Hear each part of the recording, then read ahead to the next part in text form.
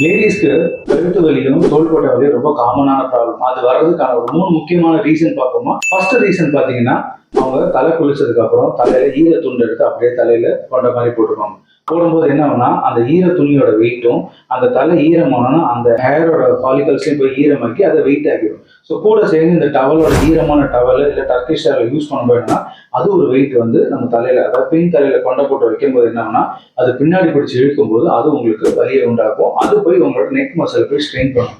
So இது இன்னொரு முக்கியமான காரணம் கழுத்து வலி வர்றதுக்கான primary reason. Second common problem தான் கிச்சன் மேட ஹைட். எப்பவுமே நீங்க நிற்கும் போது கிச்சன் மேட ஹைட் உங்களோட தொப்புளோட லெவல்ல கரெக்டா இருந்ததுன்னா, அதுக்கப்புறம் ஸ்டவ், அதுக்கப்புறம் நீங்க பாத்திரம் வச்சு கிண்டும் போது உங்க ஷோல்டர் வந்து அவ்வளவா ஸ்ட்ரெயின் பண்ணாது.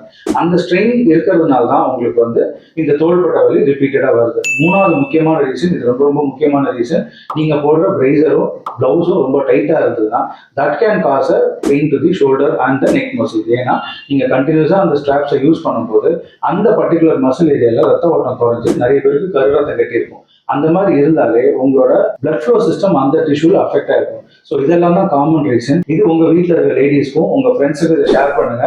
சீக்கிரமா அந்த கழுத்து வலியிலேருந்து வெளியிடுறதுக்கு இது ஹெல்ப்ஃபுல்லா இருக்கும். தேங்க்யூ.